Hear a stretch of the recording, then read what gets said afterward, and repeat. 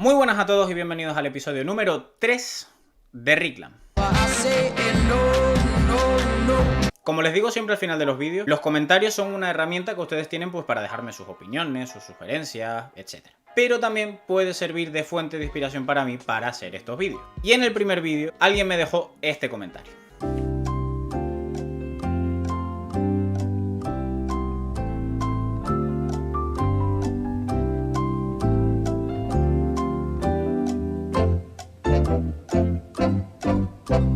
Así que hoy vamos a hablar sobre el negacionismo. Antes de ponernos a tratar el tema en cuestión, vamos a intentar definir qué es el negacionismo. El negacionismo podría definirse como un comportamiento exhibido por individuos que prefieren negar una determinada realidad para evitar tener que confrontarla. Why are you running? Why are you running? Que se hayan dado diferentes movimientos negacionistas a lo largo de la historia, algunos de ellos con mucho peso, se debe no solo a lo que comentábamos antes, de un par de individuos o varios individuos que prefieren dar la espalda a la realidad para tener que evitar enfrentarse a una verdad incómoda, sino que en muchas ocasiones estos movimientos han estado liderados por personas capaces de convencer a amplios estratos de la población, utilizando las mismas herramientas que utilizan los expertos para trasladar sus ideas y sus hipótesis, pero naturalmente utilizándolas a su manera. Porque yo he venido aquí a hablar de mi libro. Mark Hufnagel habla de la existencia de 5 técnicas retóricas que utilizan los negacionistas para intentar dar una pátina de verosimilitud o credibilidad a sus argumentos, cuando en realidad pues no lo tienen. La primera, la por todas conocida teoría de la conspiración. La realidad o los datos ofrecidos por los expertos no son válidos porque hay una conspiración que trata de ocultar la verdad. Y la verdad es la que decimos nosotros, los negacionistas. Bueno, yo no. Yo obviamente no soy un negacionista, por eso estoy haciendo este vídeo. La segunda, la falacia de evidencia incompleta. Los negacionistas suelen recurrir a artículos aislados, obsoletos, desacreditados, etcétera, etcétera, etcétera, para tratar de apoyar sus ideas, con el objetivo de dar una sensación de que la ciencia las respalda, pero en realidad no es así, porque su evidencia es básicamente muy débil y contraria a la realidad, a la evidencia empírica. La tercera, la de los falsos expertos. A través de esta técnica, los negacionistas utilizan a los expertos que, basándose en una determinada posición de poder o en un determinado conocimiento técnico, hacen una serie de declaraciones que están en contra del consenso científico con el objetivo de legitimar sus propias posturas. La cuarta, cambiar las reglas. Esto te puede pasar en cualquier barra de un bar. Un fulano te da un argumento que no tiene ningún tipo de sentido. Tú, con todo el poder de la ciencia detrás, lo rebates e intentas argumentar que su posición no tiene ningún sentido. Pero en ese momento él llega y te dice que no, que eso no le vale, que le cuentes otra cosa. Y ya en último lugar, el cajón desastre de las falacias lógicas. Argumento ad consequentiam, la falacia de la pista falsa, la falacia del hombre de paja. Eso es lo malo. No puedo tomar decisiones.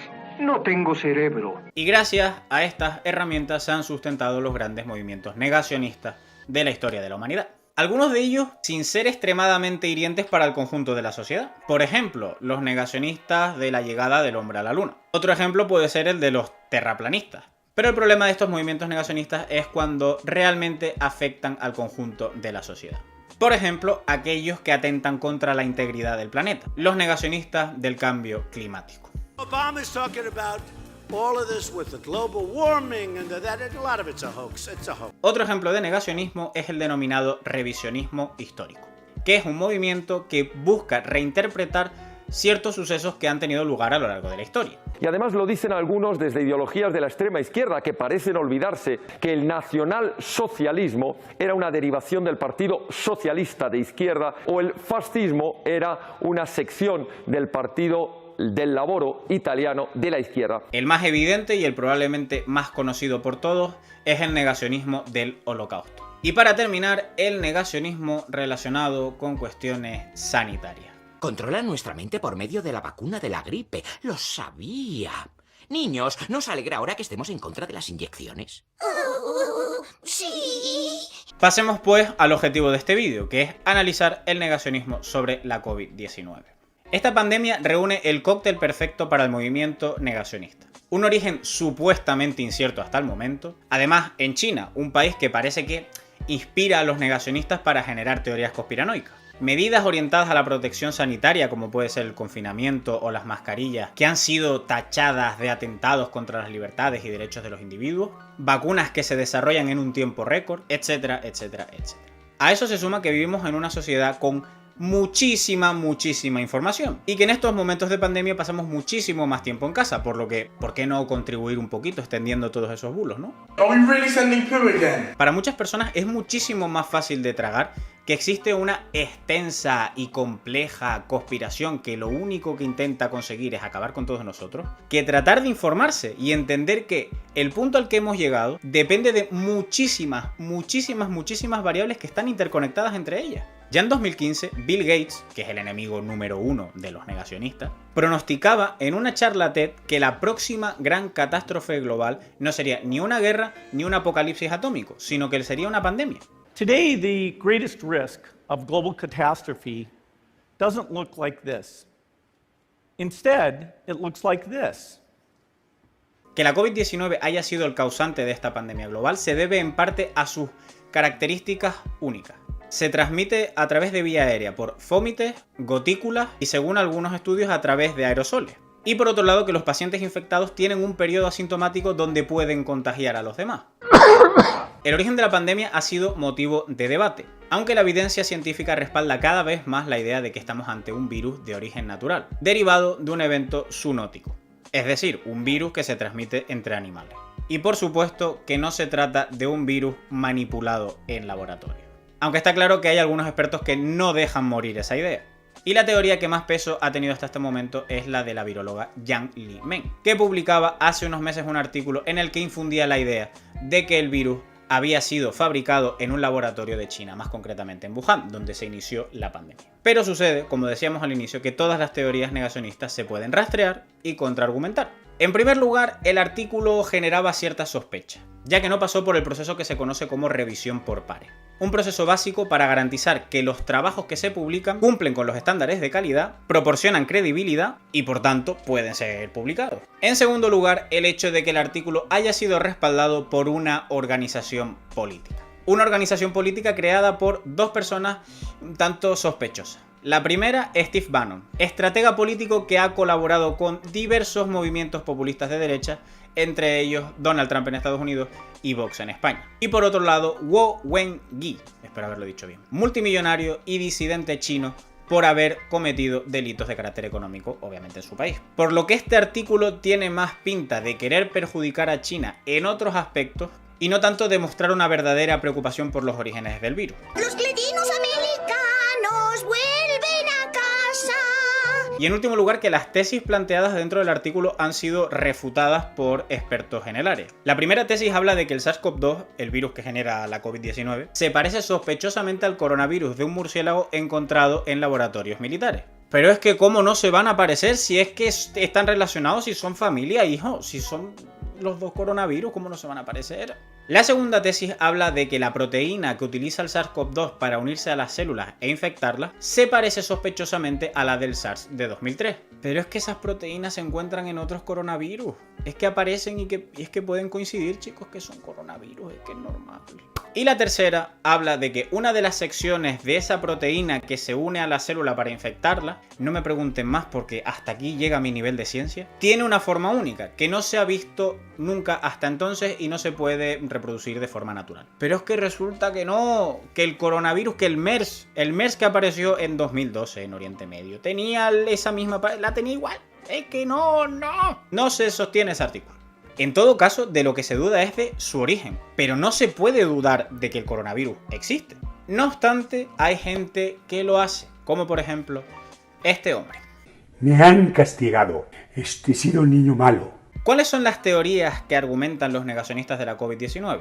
Están las más obvias y con menos argumentos teóricos, que hablan que el coronavirus realmente no existe y que todo esto es una conspiración global relacionada con el 5G. Sí, el 5G. Según estos iluminados, el virus realmente no existiría y los síntomas que están padeciendo todos los enfermos se derivan de las torres 5G. Hasta el punto que en Inglaterra han saboteado la construcción de algunas de estas torres. A ti te encanta la alta tecnología. A mí qué va. Otra de las teorías está relacionada con la vacuna. El coronavirus sería una excusa para generar miedo entre la población, con el objetivo de inyectarnos una vacuna que, supuestamente, y para ellos, obviamente, tendría un microchip para controlarnos, gracias obviamente a la tecnología del 5G. Que la vacuna vaya a estar preparada de forma tan rápida tampoco tranquiliza a los negacionistas, y refuerza su idea de que todo estaba preparado desde hace muchísimo tiempo. Pero claro, ¿por qué descartar la idea de que la vacuna quizás está saliendo en un tiempo récord porque hay necesidad de atajar una enfermedad que en apenas un año se ha llevado la vida de más de 1 millón de personas? Pregunto. Por cierto, el malvado Bill Gates estaría metido en estas dos teorías. A algunos también les habrá llegado el famoso WhatsApp sobre las mascarillas y la hipoxia. Y créanme, no hay ninguna relación entre una y otra, ya que las mascarillas filtran partículas, no gases, por lo que el CO2 que expiramos, que es un gas, no se estanca en la mascarilla, sino que se expulsa por los laditos o por la parte superior. Y créanme, que si no fuese así, no tendríamos cirujanos. Y vamos a meternos con las teorías que tienen quizá una argumentación más seria. Algunos supuestos expertos han comentado que el coronavirus no cumple con los postulados de Koch. Estos postulados indican que el virus puede estar en personas enfermas, pero no sanas, como es el caso del coronavirus cuando se presentan pacientes asintomáticos. Pero bueno, como hablamos al principio del vídeo, sabemos que los negacionistas son especialistas, ¡ay, qué bonita rima!, en coger los argumentos y retorcerlos al máximo hasta que les quede en la forma en la que a ellos les interesa. Koch también introdujo el concepto de portador sano. Es decir, que uno puede tener el virus sin necesidad de sufrir los síntomas del mismo, lo que pasa justamente con los pacientes asintomáticos. Por lo que, fuera teoría.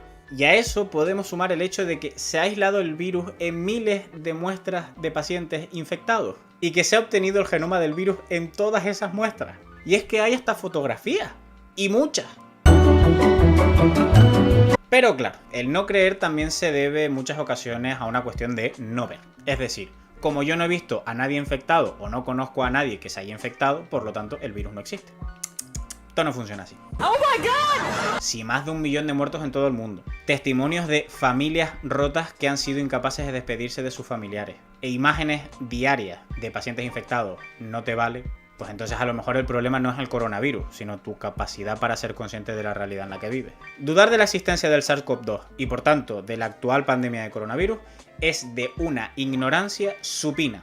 Casi 40 millones de casos en todo el mundo y más de 1 millón de fallecidos desgraciadamente avalan su presencia entre nosotros. La gente cada vez confía menos en la ciencia, porque les resulta un ente extraño. Pero hay que entender que la ciencia tiene sus tiempos. Un artículo científico necesita de mucho tiempo para ser elaborado, porque necesita comprobar las tesis que plantea, porque necesita pruebas para garantizar la credibilidad, y verificaciones y más verificaciones para asegurar que lo escrito corresponde con una determinada realidad. Porque los artículos científicos no son artículos de periódico, ni son tweets, ni son blogs, que en apenas unos minutos o unas horas tienes tu contenido viral, dispuesto a llenar la cabeza de la gente con ideas falsas. Ideas que en muchas ocasiones están llenas de odio y que son muy peligrosas para la salud del conjunto de la población. Y así concluye nuestro episodio de hoy. Y como siempre digo, probablemente ustedes sepan muchísimo más que yo, así que no duden en dejarme en los comentarios sus sugerencias, opiniones, etcétera, etcétera. El like, la suscripción, todas estas cosas que se suelen hacer en YouTube. Que nos vemos en otro episodio y cuídense mucho, que la calle está muy malita.